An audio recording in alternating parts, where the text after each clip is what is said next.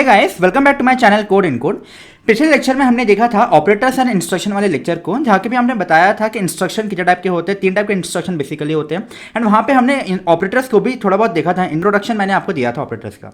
इस लेक्चर में हम कंप्लीटली ऑपरेटर्स को डाइसेक्ट करेंगे। हम देखेंगे कितने टाइप के ऑपरेटर्स प्रेजेंट होते हैं हमारे सी प्रोग्रामिंग में एंड उससे रिलेटेड कुछ क्वेश्चन भी हम इस लेक्चर में सॉल्व करने वाले हैं। तो जिन्होंने पुराने लेक्चर नहीं देखा है उनसे मेरा एक सजेशन रहेगा कि आप पुराने लेक्चर देख लीजिए, क्योंकि उससे आपको जो आने वाले टॉपिक्स हैं वो ईजी लगेंगे और अदरवाइज आप उसमें कुछ डिफिकल्टी फेस कर सकते हैं एंड ओवरऑल ऑफ डिमोरलाइज होंगे।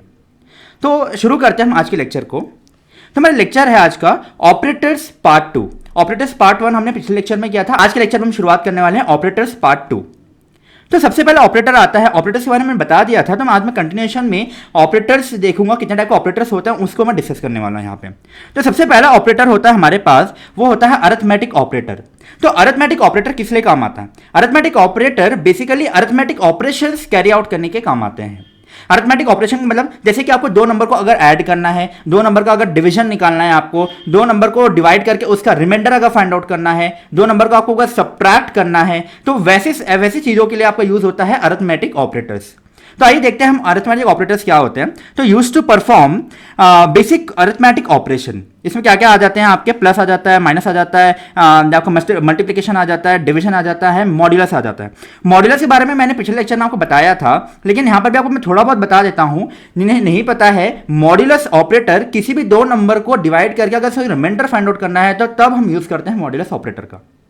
आपको यहाँ पे मैं एग्जांपल लेके बताऊंगा। मैं सारे इसको मैंने पिछले लेक्चर में पढ़ा दिया है वैसे भी, लेकिन इस लेक्चर में आपको फिर से मैं बताऊंगा अरिथमेटिक ऑपरेटर्स को कैसे आपको कैरी आउट करना है, कैसे उसको लिखना है in the form of code. तो यहाँ पे हम देख पा रहे हैं, यहाँ पे 5 टाइप के अरिथमेटिक ऑपरेटर्स होते हैं और ये 2 ऑपरेंड में ट्रेड किए जाते हैं। 2 से ज्यादा ऑपरेंड में भी ये ऑपरेट हो सकते हैं। यहाँ पे एक नोट दिया गया है कि there is no exponential operators in C. आपको मैंने बताया था, आपको अगर 2 नंबर का स्क्वायर अगर निकालना है तो यहाँ पे 2 to the power 2 अगर होगा तो आप ऐसा नहीं ले सकते। वहां पे काफी बिगनर्स होते हैं जो पावर को लिखने के लिए ये ऐसा लिखते हैं, वो पावर को नहीं, ये नहीं होता। ये एक दूसरा टाइप का ऑपरेटर होता है जिसे बिटवाइज कहते हैं। हम इसे अभी नहीं देखेंगे, हम आने वाले समय में देखेंगे बिटवाइज क्या होता है।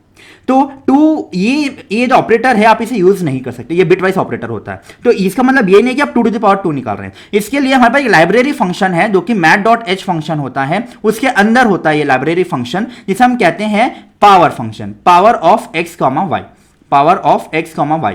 तो आपको अगर 2 power 2 निकालना है तो आप इसी का डालेंगे ये बेस वाला 2 एंड पावर में डालेंगे आप ये वाला 2, तो आपका निकल जाएगा power of x to the power 2 निकल जाएगा आपका यहाँ पे। हम इस VS कोड में करके देखेंगे।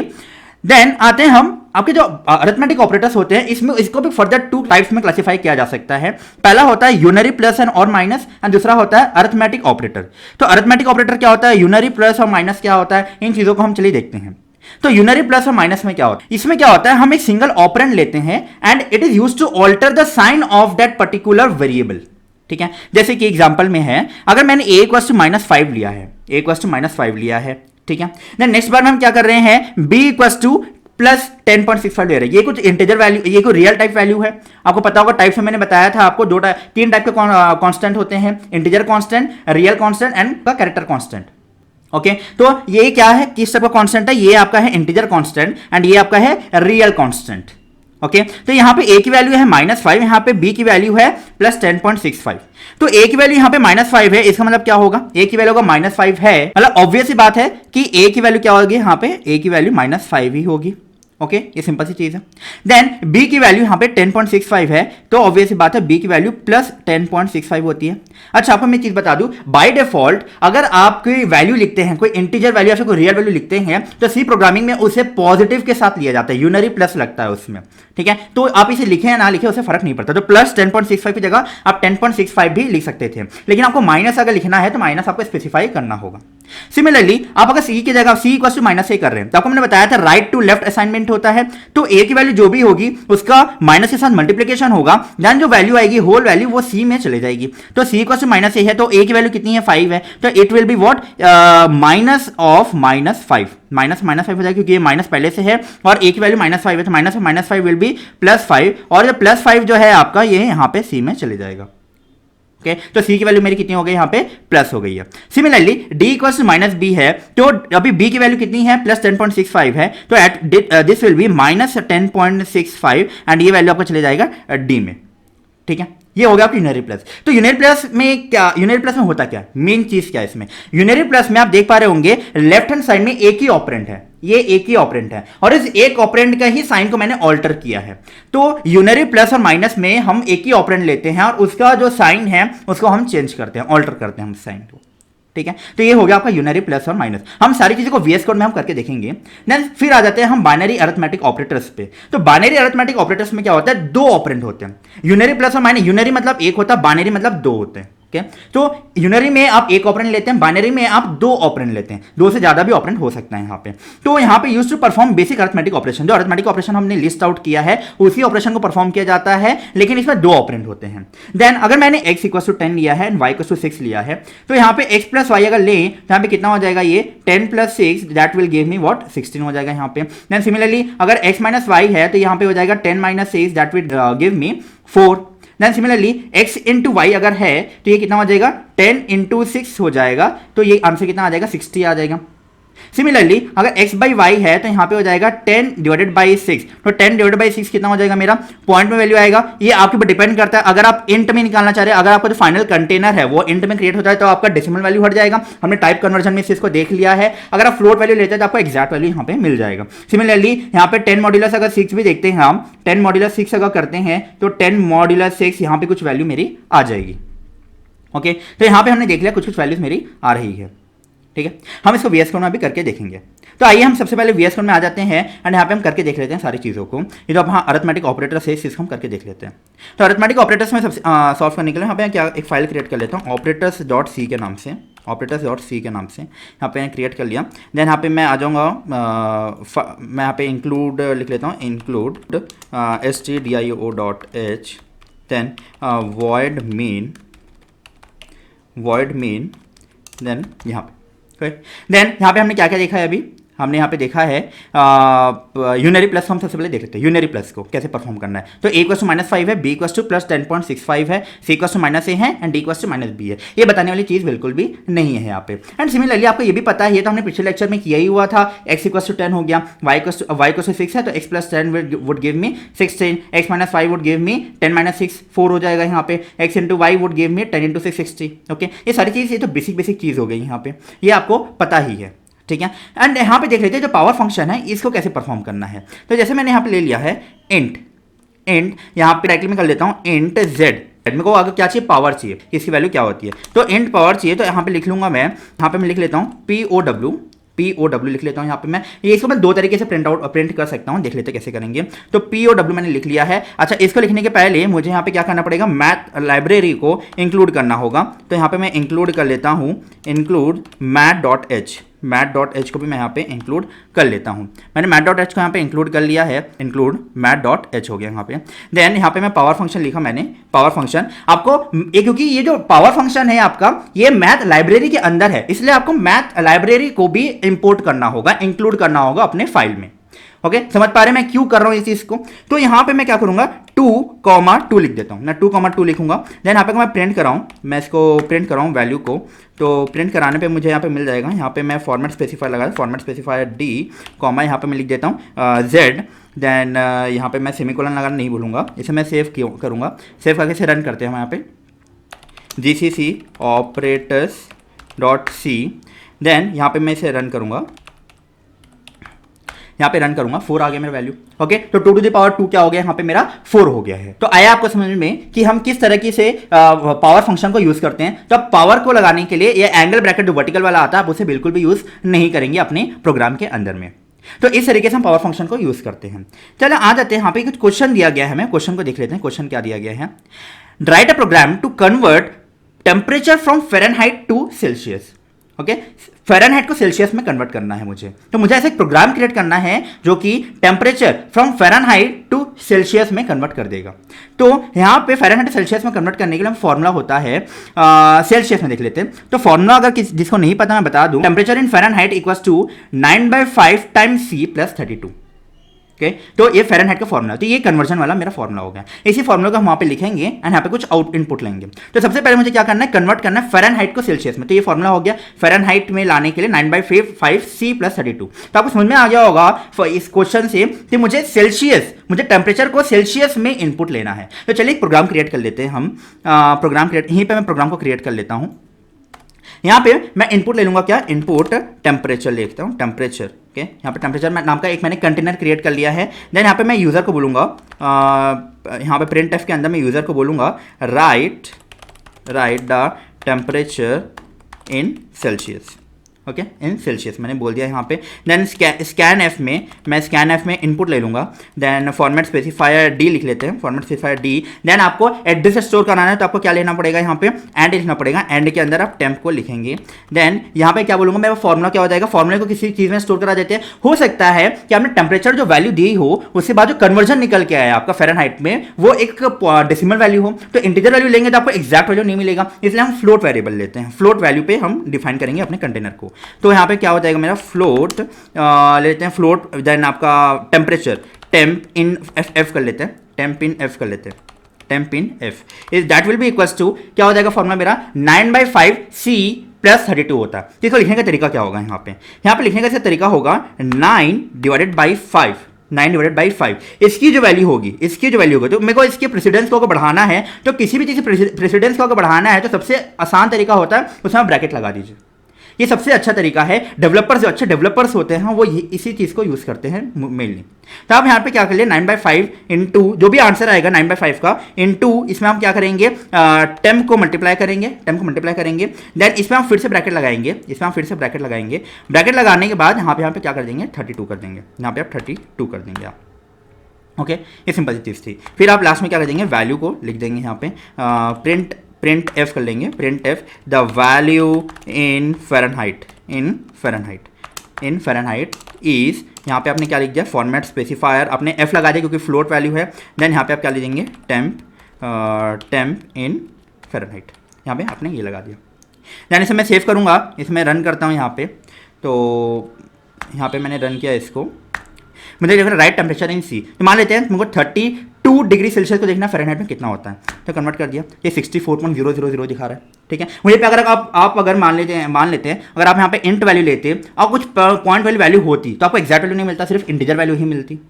ओके तो इसलिए मैंने आपको कहा कि कंटेनर को आप फ्लोट में डिफाइन कीजिए। तो ये मेरा क्वेश्चन हो गया सॉल्व।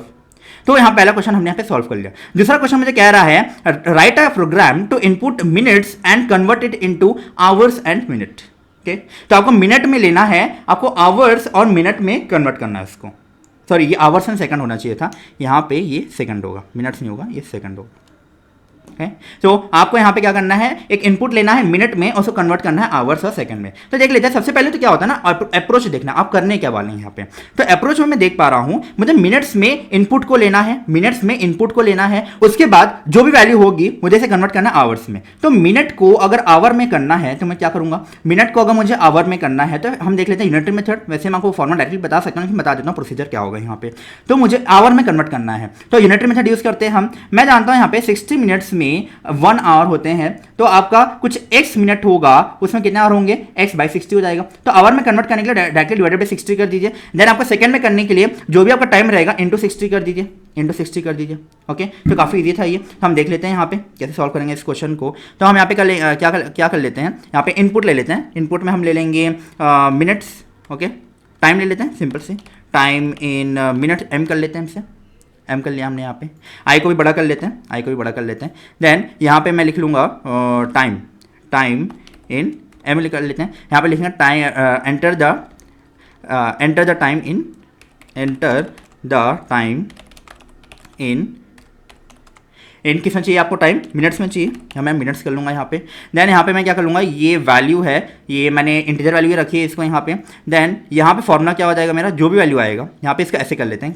देन यहाँ पे फॉर्मूला क्या हो जाएगा, मुझे यहाँ पे लेना है वैल्यू, तो वैल्यू मेरी क्या आ जाएगी, फ्लोट वैल्यू ले लेते हैं यहाँ पे। फ्लोट टाइम इन आवर क्या हो जाएगा, time in hour equals to मेरा क्या हो जाने वाला है यहाँ पे time in hour will be equals to जो भी मेरा टाइम होगा time in minute divided by 60 कर दूंगा देन यहाँ पे फ्लोट, यहाँ पे जो भी मेरा टाइम होगा टाइम इन सेकेंड निकालने के लिए मैं क्या करूंगा, जो मेरा टाइम होगा मिनट में उसको मैं मल्टीप्लाई बाई 60 कर दूंगा देन यहाँ पे मैं प्रिंट करा सकता हूँ मैं डायरेक्टली। तो प्रिंट एफ वाले स्टेटमेंट में यहाँ पे मैं लिख दूंगा द टाइम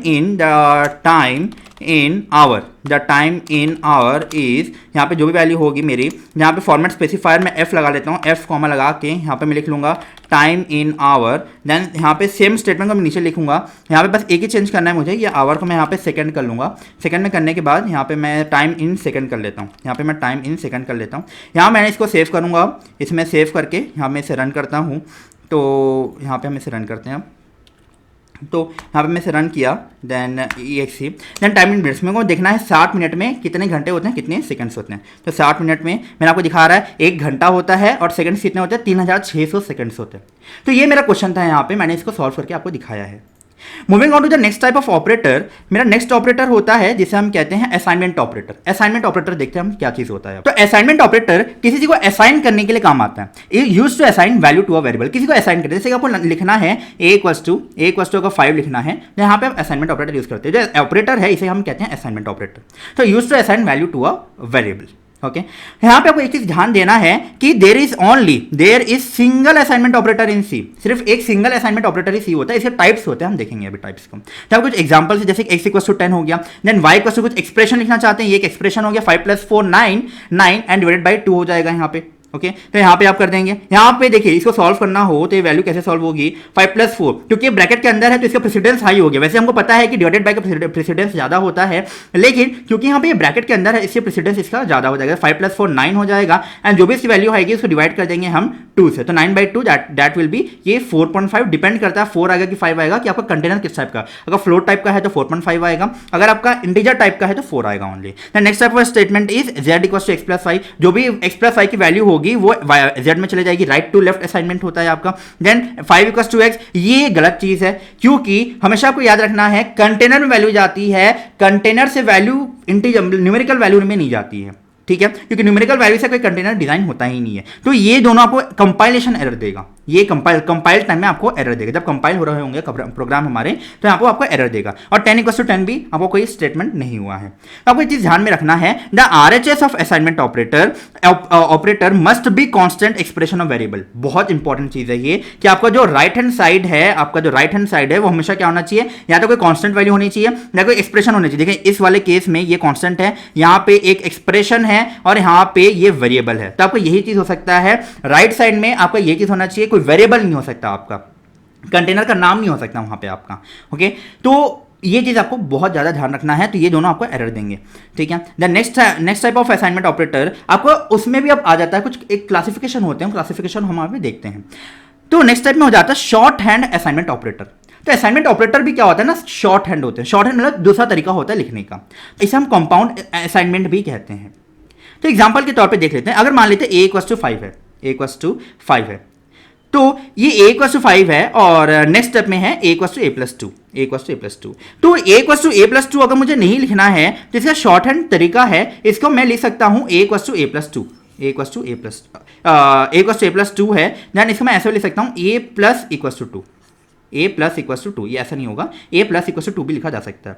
तो a + 2 एंड a = a + 2 ये दोनों का मतलब सेम ही होता है। ओके, सिमिलरली अगर यहाँ पे लिख रहे हैं a + 10, तो इसका मतलब है ये हो जाएगा आपका a = a + 10 हो जाएगा। सिमिलरली a - 10 लिख रहे हैं तो a = a - 10 हो जाएगा। a / 10 लिख रहे हैं, इसका मतलब क्या हो जाएगा, a = a / 10। इसका मतलब क्या हुआ, अगर यहाँ पे एक एग्जांपल लूँ मैं, अगर मैं यहाँ पे लिख रहा हूँ a + 10, इसका मतलब a पे a = a + 10, तो a की जो भी वैल्यू है उसमें फर्दर और 10 होके a पे चले जाएगी वापस। तो a की वैल्यू यहाँ पे कितनी थी, अगर a की वैल्यू यहाँ पे 10 थी, जो भी इनिशियल वैल्यू जो आपकी 10 थी, यहाँ पे a की वैल्यू अगर 10 मान लेते हैं, यहाँ पे 10 थी, तो यहाँ पे क्या होगा, जो भी वैल्यू थी a की वैल्यू 10 थी, तो 10 + 10 20, तो अब a की वैल्यू कितनी हो जाएगी, 20 हो जाएगी, ठीक है, अब a की वैल्यू 20 हो जाएगी। तो आपने ये स्टेटमेंट ना लिखे, आपने क्या लिख दिया डायरेक्टली a + = 10। सिमिलरली यहाँ पे अगर आप a - = 10 भी अगर लिखते हैं, a - = 10 भी अगर लिखते हैं यहाँ पे a - = 10, यहाँ पे a = a - 10 हो जाएगा, a माइनस 10। तो a की वैल्यू कितनी हो जाएगी, 0 हो जाएगी, क्योंकि अभी a की वैल्यू कितनी है मेरी 10 है यहाँ पे। ओके, अच्छा मल्टीप्लिकेशन है तो similarly a equals to a into 10 हो जाएगा। यहाँ पे अगर 10 है तो a की वैल्यू कितनी हो जाएगी, यहाँ पे 100 हो जाएगी। ये चीज़ है यहाँ पे आपका, ठीक है। यहाँ पे हम इसे देख सकते हैं। यहाँ पे नोट करने वाली चीज़ क्या है, you can use only value to represent true, ठीक है। आप सिर्फ एक वैल्यू को ही यूज कर सकते हैं, यहाँ पे कोई वैल्यू ही यूज कर सकते हैं असाइनमेंट के लिए, ठीक है। ये ट्रू नहीं आएगा, यहाँ पे असाइनमेंट होना चाहिए। तो यहाँ पे कोई वैल्यू ही यूज कर सकते हैं आप असाइनमेंट रिप्रेजेंट करने के लिए चीज़ को, ठीक है। तो एक्सप्रेशन आप यूज नहीं कर सकते हैं। तो हम इसे यहाँ पे VS कोड में देख लेते हैं। यहाँ पे अगर मुझे VS कोड में देखना हो तो मैं यहाँ पे लिख लेता हूँ डायरेक्टली।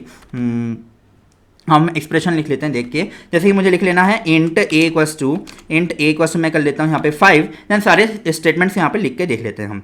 तो यहाँ पे एक प्रिंट ऑफ स्टेटमेंट लिख लेता हूँ मैं directly, print of statement. Then print of statement के अंदर हम फॉर्मेट स्पेसिफायर d लगा लेते हैं। तो यहाँ पे मेरा हो जाएगा a equals to a plus equals to, अगर मैं लिख लूँ a प्लस इक्वल्स टू अगर मैं 10 लिख लूँ तो यहाँ पे मेरे a की वैल्यू कितनी हो जाएगी अभी देख लेते हैं हम। तो कॉमा लगाया मैंने, a लिखूंगा यहाँ पे मैं, तो मेरे a की वैल्यू यहाँ पे क्या हो जाएगी देख लेते हैं यहाँ पे। अभी जैसे मैं सेव कर लेते हैं, सेव करके हम इसे रन करते हैं।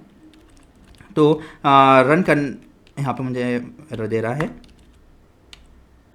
यहाँ देख पा रहे होंगे मुझे वैल्यू कितनी मिल रही है, अभी 15 मिल रही थी। क्यों मिल रहा है 15 मुझे, क्योंकि अभी मेरी a की वैल्यू कितनी थी 5 थी, अब a की वैल्यू कितनी हो गई, a प्लस इक्वल्स टू 10 का मतलब होता है a equals to a plus 10, a equals to a plus 10। तो a की वैल्यू 5 थी, तो 5 plus 10 that will give me 15। Similarly यहाँ पे हम मल्टीप्लिकेशन देखें, मल्टीप्लिकेशन के साथ भी आप इसे देख सकते हैं। अगर मल्टीप्लिकेशन करूँ तो कितनी हो जाएगी वैल्यू मेरी, a equals to a into 10 हो जाएगी, दैट विल बी 50। तो यहाँ पे मेरी 50 वैल्यू हो जाएगी। इसे सेव करूँगा मैं, इसे फिर से रन करूँगा तो यहाँ पे मेरा रन करने पर वैल्यू आ रही है 50। ओके, ये 50 वैल्यू आ गई मेरी। तो ये था मेरा क्या, असाइनमेंट ऑपरेटर, और इसे हम कहते हैं शॉर्ट हैंड असाइनमेंट ऑपरेटर। ये कोड की कॉम्प्लेक्सिटी बढ़ जाती है तब हम इसे यूज करते हैं। ओके, ये था मेरा assignment operator. Then moving on to the next type of operator जिसको हम कहते हैं रिलेशनल ऑपरेटर। तो रिलेशनल ऑपरेटर रिलेशन स्टेब्लिश करने के काम आता है। किस टाइप का रिलेशन स्टेब्लिश करने के, जैसे कि मान लीजिए आपने कोई स्टेटमेंट है, आपने कोई 2 कंडीशंस है, उनको आपने चेक किया, 2 कंडीशंस को चेक किया, उसकी एक वैल्यू आएगी। अब कंडीशन को चेक करेंगे तो हाँ या ना में जवाब आएगा। आपको अगर मैं पूछूं आपको पानी पीना है तो आप जवाब किस में देंगे, हाँ या ना में देंगे, हाँ या ना। तो इसी तरीके से हम जब कंडीशन कुछ लिखते हैं, सेट्स ऑफ कंडीशन जब लिखते हैं ना, उसमें कुछ रिटर्न वैल्यू आती है। एंड रिटर्न वैल्यू कैसे टाइप की आती है, बुलियन वैल्यू आती है। एंड आपको जैसे कि पता है इसमें बुलियन वैल्यू होती नहीं, इसी प्रोग्रामिंग में हमें बुलियन का कोई कंसेप्ट है ही नहीं, तो 0 और 1 में काम चलता है। आपको मैं बताऊंगा अभी जस्ट। तो यहाँ पे 0 और 1 में काम चला, तो अगर हाँ हुआ तो कुछ एग्जीक्यूशन, कुछ स्टेटमेंट एग्जीक्यूट होते हैं, ना हुआ तो उससे रिलेटेड कुछ एग्जीक्यूट होते हैं स्टेटमेंट्स हमारे। तो रिलेशनल ऑपरेटर कुछ रिलेशन, सेट्स ऑफ कंडीशंस होते हैं, उसके सही होने पे कुछ स्टेटमेंट्स को एग्जीक्यूट किया जाता है। ओके, तो it is used to compare 2 constant, it is used to compare 2 constant variables और एक्सप्रेशन। या तो 2 कांस्टेंट को कंपेयर करेगा या 2 वेरिएबल्स को कंपेयर करेगा। वेरिएबल्स को कैसे कंपेयर करेगा बताता हूं आपको मैं। जैसे कि मैंने ले लिया यहाँ पे x इक्वल्स टू 10 ले लिया है, then x equals to y equals to यहाँ पे ले लिया मैंने 15, y इक्वल्स टू 15।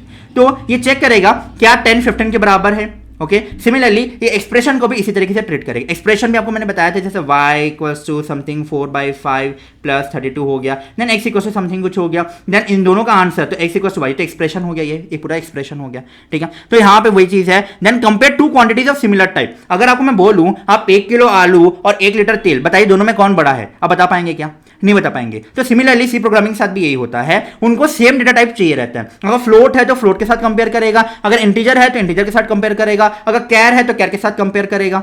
ओके, तो ये चीज करता है ये। तो quantities of similar types, similar data type होना चाहिए उसका। रिटर्न टाइप क्या होता है इसमें, बुलियन होता है। बुलियन मतलब ट्रू या फिर फॉल्स। और आपको पता है कि ट्रू और फॉल्स होता नहीं है हमारे प्रोग्रामिंग में। ओके, तो यहां पे there is no concept of boolean value in C. तो इसी तरह में क्या यूज होता है, 1 और 0 यूज होता है। यहाँ पे 1 यूज होगा, ट्रू, अगर 1 ट्रू हुआ तो 1, जैसे स्विच करते हैं ना, ऑन और ऑफ जैसे स्विच होता है हमारा, जो हमारे स्विच होते हैं घर में लगे होते हैं, इसमें ऑन होता है ऑफ होता है। उसी तरीके से प्रोग्रामिंग में भी ऑन हुआ मतलब 1, ऑफ हुआ मतलब 0, ठीक है। तो ट्रू हुआ मतलब 1 आएगा, देन 0 हुआ मतलब फॉल्स। बाई डिफॉल्ट हमारा फॉल्स जो है हमेशा 0 ही रहता है, लेकिन ट्रू में कोई भी इंटीजर वैल्यू आ सकती है, कोई भी इंटीजर वैल्यू आप अपने हिसाब से ले सकते हैं, जरूरी नहीं है 1, लेकिन बाय डिफॉल्ट सी प्रोग्रामिंग में ट्रू को 1 बोला जाता है। तो ये आप, it is up to you कि आप ट्रू को क्या लेना चाहते हैं। देन रिलेशन ऑपरेटर हमारे होते हैं greater than, less than, greater than equals to, less than equals to, double equals to, then आपका नॉट इक्वल्स टू। ठीक है, नॉट इक्वल्स टू। आपको एक चीज का ध्यान रखना है, a equals to 5 and a equals to 5, ये दोनों में कंफ्यूज नहीं होना। बिगनर्स बहुत ज्यादा कंफ्यूज होते हैं यहाँ पे। a इक्वल्स टू 5 मतलब ये असाइन कर रहे हैं आप असाइन 5 को a में डाल रहे हैं, लेकिन a इक्वल्स टू 5 मतलब आप चेक कर रहे हैं क्या a 5 के बराबर है, क्या a 5 के बराबर है। तो इस चीज का आपको बड़ा ध्यान रखना है। a इक्वल्स टू 5 मतलब आप रिलेशन चेक कर रहे हैं, क्या है ऐसा, क्या है ऐसा, ओके। और a इक्वल्स टू 5 मतलब आप असाइनमेंट कर रहे हैं यहाँ पे, ठीक है। तो मैंने यहाँ पे इंस्टेंस के लिए एग्जांपल लिया है, y इक्वल्स टू 10 है, x इक्वल्स टू 10 है, y इक्वल्स टू 5 है एंड z इक्वल्स टू अगर 10 है, तो यहाँ पे चेक करेगा x is greater than y, फिर चेक करेगा क्या x लेस देन y है, x is greater than equals to y, x is less than equals to y। चलिए हम इसको चेक करते हैं यहाँ पे जाके। तो यहाँ पे मैं आ जाऊंगा अपने VS कोड में, फिर से मैं यहाँ पे ले लेता हूँ int x इक्वल्स टू मैंने ले लिया है 10। देन यहाँ पे मैंने VS कोड में क्या लिया देख लेते हैं हम यहाँ पे 10 5 एंड 10 लेते हैं हम, 10 5 10, देन यहाँ पे 5 10 5 एंड देन 10 ले लेते हैं, इंट z इक्वल्स टू 10 हमने यहाँ पे ले लिया है। देन यहाँ पे हम डायरेक्टली वैल्यूज़ को हम चेक करते हैं, वैल्यूज़ को चेक करके देखते हैं क्या ये सही है, ओके। तो यहाँ पे मैं इसे वो लगा देता हूँ टर्मिनेटर। देन यहाँ पे मैं चेक करूँगा, डायरेक्टली प्रिंट एफ के अंदर भी आप प्रिंट कर सकते हैं। प्रिंट एफ के अंदर में यहाँ पे मैं देख लूँगा, तो यहाँ पे मैं प्रिंट कैसे करूँगा, यहाँ पे मेरे को पता है एक इंटीजर वैल्यू ही आने वाली है, एक इंटीजर वैल्यू आती है। आपको पता है बुलियन वैल्यू तो होती नहीं है, ट्रू और फॉल्स होती नहीं, 0 1 होती है। 0 1 कैसी वैल्यू है, इंटीजर वैल्यू है, तो इंटीजर वैल्यू के अंदर ही आएगा ये। तो इंटीजर वैल्यू के अंदर में मैं लिखूंगा, इंटीजर वैल्यू के अंदर में क्या x बड़ा है y से, x is greater than y। तो देखते हैं इसका आंसर क्या आता है, x बड़ा है क्या y से, इस चीज़ को हम यहाँ पे चेक कर रहे हैं। तो हम इसे सेव करेंगे, हम यहाँ पे इसे रन करेंगे, तो रन करने पे देखते क्या आंसर आता है हमारा। यहाँ पे आ रहा है 1 आ रहा है, मतलब ट्रू है।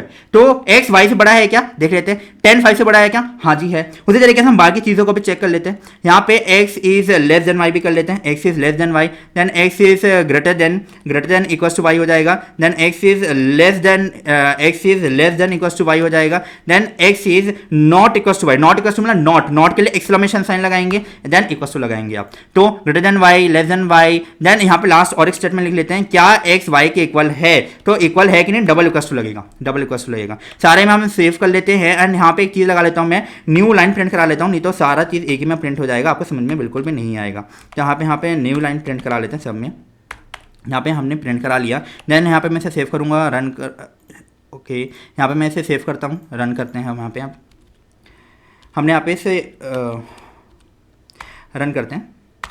यहाँ पे मेरा आ गया 1 0 1 0 1 0। तो देख लेते हैं सारे के वैल्यूज क्या क्या आ रही है मेरी यहाँ पे। तो x is greater than y 1, तो x is greater than y है क्या, x y से बड़ा है क्या, हाँ जी है, तो 1 आएगा वैल्यू, ऑब्वियस सी बात है। Then x less than y है क्या, x की वैल्यू 10 है, y की वैल्यू 5 है, x is less then 10 is less then 5, 10 is less then 5 नहीं, फॉल्स है, तो 0 आएगा। 1 0 1 0 1 0 आ रहा था पैटर्न, तो इसी को देखते हैं, तो 1 0, चलिए यहाँ तक सही है। Then x is greater than equals to y, क्या x बड़ा है क्या, हाँ जी है, तो 1 आएगा यहाँ पे। Then x is less than equals to y, नहीं है, तो यहाँ पे भी क्या आएगा मेरा 0 आएगा। Then x is not equals to y, हाँ जी है, तो 1 आएगा। Then x equals to y है क्या, नहीं है, तो यहाँ पे 0 आएगा अगेन, ठीक है। तो ये था मेरा क्या, रिलेशनल ऑपरेटर। तो रिलेशनल ऑपरेटर में यही चीज होती है, रिलेशनल ऑपरेटर आपको ध्यान रखना है कि इसमें डबल इक्वल्स टू होता है, वो होता है आपका रिलेशनल ऑपरेटर। जो सिंगल इक्वल्स टू होता है वो आपका होता है असाइनमेंट ऑपरेटर। तो बड़े ध्यान से इस चीज को आपको करना है।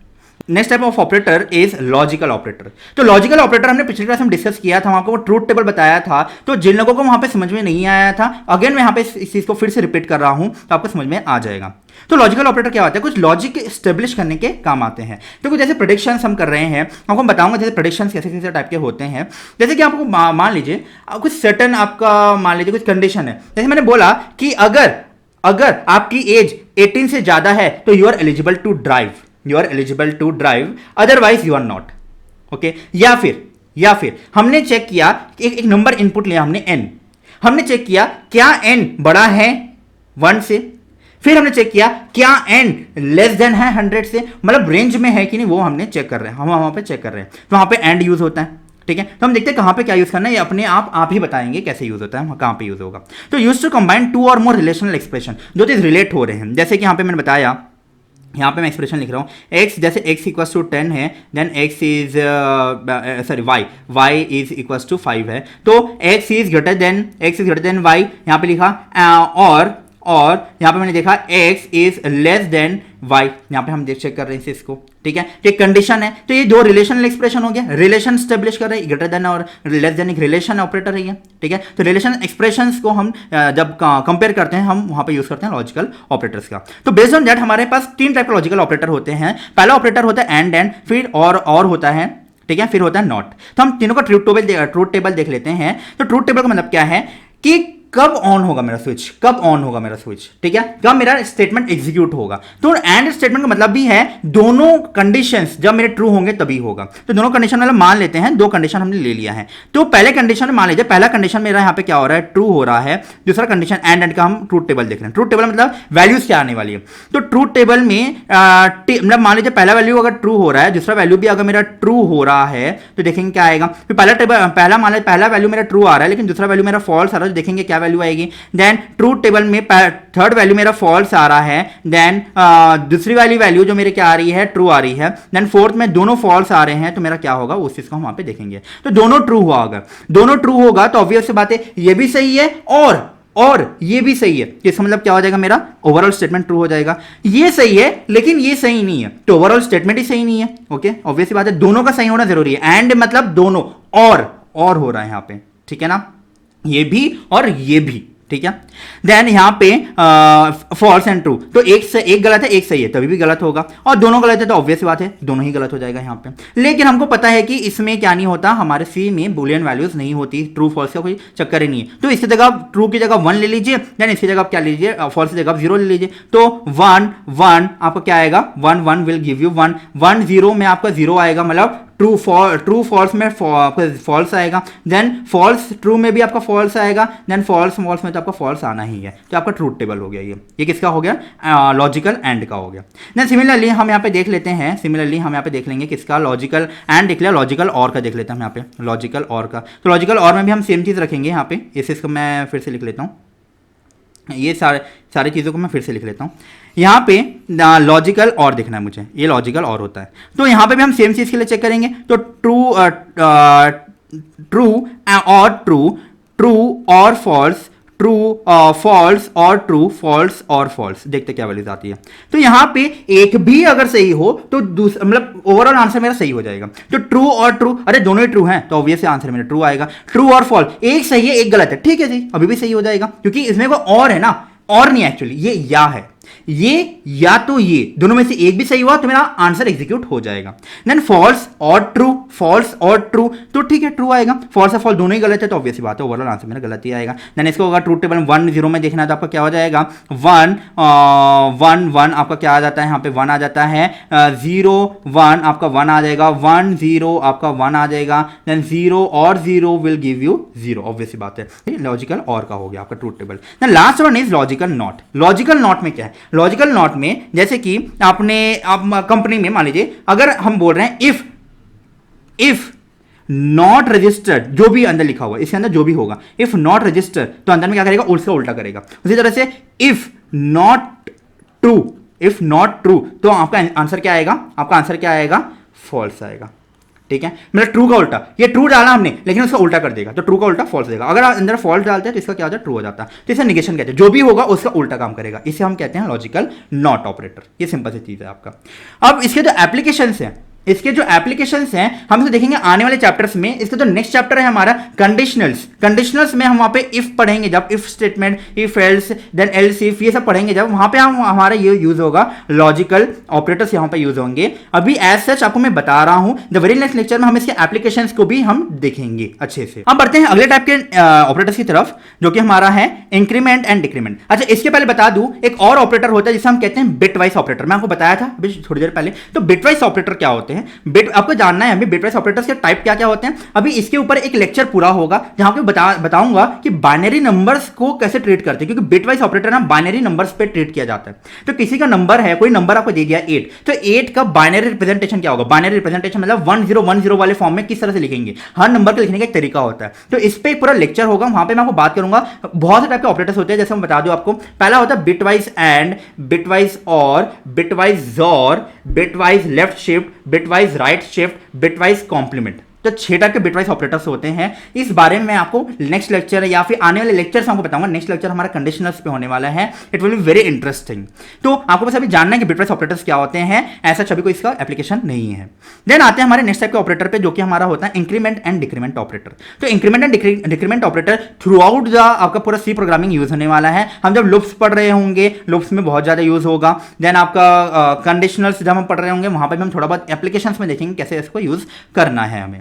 देन यहां पे देख लेते हैं इंक्रीमेंट और डिक्रीमेंट होता क्या है। तो इंक्रीमेंट और डिक्रीमेंट का मतलब जो भी वैल्यू होगी उसको या तो 1 से बढ़ा देगा या तो 1 से घटा देगा। तो इंक्रीमेंट मतलब 1 से बढ़ाना, डिक्रीमेंट मतलब 1 से घटाना। तो यूज टू इंक्रीमेंट और decrement values by 1, by default 1 से होता है। आप 1 से ज्यादा भी इसको इंक्रीमेंट करा, मतलब डिक्रीमेंट भी करा सकते हैं, इंक्रीमेंट भी करा सकते हैं। मतलब मान लीजिए अगर ए की वैल्यू मेरे पास है, ए की वैल्यू 10 है, ए की वैल्यू मेरे पास 10 है, ठीक है। तो इंक्रीमेंट के लिए अगर आप करेंगे तो इंक्रीमेंट का साइन होता है ए प्लस प्लस होता है, ए प्लस प्लस। ओके, तो ए प्लस प्लस अगर लिखते हैं हम, तो यहां पे क्या हो जाएगा, ए प्लस प्लस अगर लिख रहे हैं आप, ए प्लस प्लस अगर लिख रहे हैं तो यहां पे मेरी वैल्यू क्या हो जाएगी, 11 हो जाएगी। लेकिन आप अगर लिख रहे हैं ए प्लस इक्वल टू 2, मतलब कि जो भी ए है उसमें प्लस 2 कर दो, तो it will be a equal to a plus 2। यहां पे आपको वैल्यू क्या आ जाएगा, a equal to a plus 2। Okay, इसका मतलब यही हुआ। तो अभी वैल्यू कितनी है, 10 प्लस 2 12 हो जाएगा। ये हमको पढ़ा दिया मैंने, ठीक है। तो एक से ज्यादा इंक्रीमेंट करना है तो आप शॉर्ट हैंड असाइनमेंट ऑपरेटर से इसे यूज कर सकते हैं, लेकिन आपको अगर एक से ही इंक्रीमेंट कराना है तो आप ए प्लस प्लस यूज करेंगे।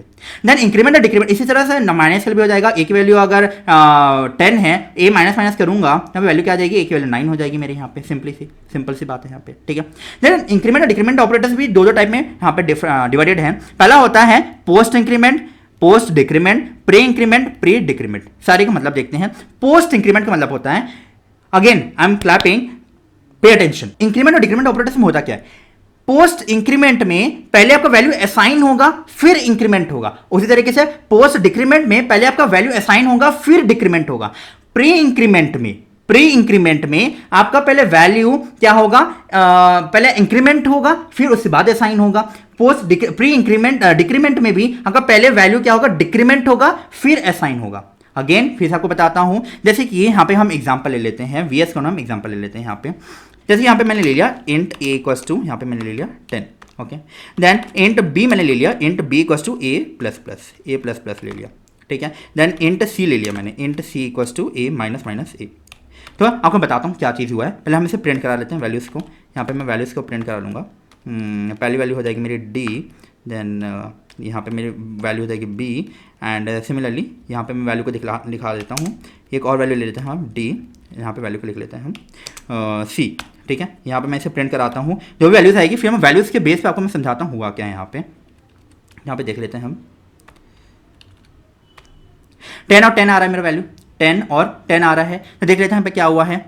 तो यहां पे मेरा वैल्यू क्या हुआ है, पहले ए की वैल्यू 10 थी, तो बी की वैल्यू क्या हुई, बी की वैल्यू में फिर जो ए प्लस प्लस है ना, ए प्लस प्लस मतलब ए की वैल्यू पहले असाइन हुई, ए की वैल्यू पोस्ट इंक्रीमेंट कहते हैं। ए प्लस प्लस मतलब पोस्ट इंक्रीमेंट होता है, हमने यहाँ पे अभी जस्ट देखा है। इसे हम क्या, ए प्लस प्लस मतलब पोस्ट इंक्रीमेंट। पोस्ट मतलब पहले असाइनमेंट होगा फिर इंक्रीमेंट होगा। आप देख पा रहे होंगे जैसे ये ए इक्वल टू है तो ए सामने है ना, तो ए पहले असाइन होगा उसके बाद इंक्रीमेंट होगा। तो ए इक्वल टू अगर 10 है मेरा, ए इक्वल टू अगर यहाँ पे 10 है तो बी इक्वल टू अगर ए प्लस प्लस कर रहा हूं तो ए की वैल्यू क्या है, 10 है, तो बी की वैल्यू यहाँ पे कितनी हो जाएगी, 10 हो जाएगी। बी की वैल्यू 10 हो जाएगी एंड फिर ए की वैल्यू यहाँ पे क्या हो जाएगी, ए की वैल्यू यहाँ पे मेरी हो जाएगी कितनी, 11। ए की वैल्यू यहाँ पे हो जाएगी मेरी 11। ओके, ये मेरा था क्या, post increment. Then pre increment में क्या होगा आपका, ए की वैल्यू मेरे पास 10 है, जैसे c equals to a minus plus plus a था, प्लस प्लस ए था। तो पहले सी पे वैल्यू कितनी है ए की, अभी ए की वैल्यू मेरी कितनी है, 10 है। ए की वैल्यू यहाँ पे 10 है, तो 10 यहाँ पे पहले असाइन, पहले यहाँ पे इंक्रीमेंट होगा, तो ए की वैल्यू कितनी हो जाएगी, पहले इंक्रीमेंट होगा तो ए की वैल्यू यहाँ पे 11 हो जाएगी। तो उसके बाद फिर सी पे जाएगा 11, तो सी की वैल्यू यहाँ पे क्या हो जाएगी 11 और ए की वैल्यू भी यहाँ पे क्या हो जाएगी 11। ओके, तो ये मेरी यहाँ पे वैल्यू हो गई है। तो यहाँ पे देख लेते हैं हम, यहाँ पे 10 आए। अच्छा, 10 आने का रीज़न क्या वो मैं बता देता हूँ आपको। यहाँ पे वैल्यू थी कितनी, ए की 10 थी, तो ए प्लस प्लस हुआ, तो ए प्लस प्लस हुआ तो यहाँ पे बी की वैल्यू कितनी हो जाएगी, बी की वैल्यू यहाँ पे अभी तो 10 ही है, बी की वैल्यू यहाँ पे 10 ही हमने देखा अभी। एंड लेकिन यहाँ पे सी की वैल्यू कितनी है, ए की वैल्यू कितनी हो गई है, ए की वैल्यू अब हो गई है 11। ए की वैल्यू यहाँ पे हो गई है 11, क्योंकि पहले क्या किया इसने, असाइनमेंट किया फिर इंक्रीमेंट किया, इसे कहते हैं post fix increment. Then similarly यहाँ पे क्या हुआ, माइनस माइनस ए हुआ, तो पहले डिक्रीमेंट किया, अभी ए की वैल्यू कितनी 11 है, तो माइनस माइनस ए मतलब पहले डिक्रीमेंट हुआ, तो 11 माइनस माइनस मतलब 11 माइनस 1, तो क्या हो जाएगा 11 माइनस 1 10 हो जाएगा। 10 की वैल्यू आई तो यहाँ पे c की वैल्यू कितनी हो गई है, c इक्वल्स टू यहाँ पे कितना हो जाएगा, c की वैल्यू यहाँ पे 10 आई है। देन a की वैल्यू भी यहाँ पे कितनी है, a की वैल्यू भी यहाँ पे है 10, a की वैल्यू भी यहाँ पे है 10। ओके, a की वैल्यू भी यहाँ पे हो जाएगी 10। आई बात समझ में आपको। तो ये था मेरा prefix increment, postfix increment, prefix decrement, postfix decrement, ये मैंने आपको यहाँ पे बता दिया। तो इसी तरीके से आप यहाँ पे ट्राई कर सकते हैं और ऑपरेटर से और नंबर्स के साथ जो है इसे ट्राई कर सकते हैं। तो ये मेरा था सारे operators. In the next lecture हम शुरुआत करने वाले हैं हम अपने कंडीशनल्स को, जहाँ पे कि हम देखेंगे टाइप्स ऑफ कंडीशंस क्या क्या होते हैं, इफ देखेंगे, इफ एल्स देखेंगे, इफ एल्स इफ देखेंगे, ये सारी चीज़ों को देखेंगे। देन स्विच केस भी हम देखेंगे क्या होता है। तो नेक्स्ट लेक्चर काफ़ी ज़्यादा इंटरेस्टिंग होने वाला है। टिल देन मैंने कुछ होमवर्क क्वेश्चन आपको मैं दे दूंगा असाइनमेंट में, डिस्क्रिप्शन में आपको लिंक मिल जाएगा, वहाँ से जाकर अपने नोट्स को डाउनलोड कर सकते हैं। देन कुछ असाइनमेंट्स क्वेश्चन है आप उससे भी डाउनलोड कर सकते हैं। नेक्स्ट लेक्चर में आपको सॉल्यूशन दे दूंगा, जो एक्सरसाइज मेरा जो फर्स्ट लेक्चर था उससे सॉल्यूशन में प्रोवाइड कर दूंगा। And from the next lecture we will be starting with conditionals. Till then keep learning and stay safe.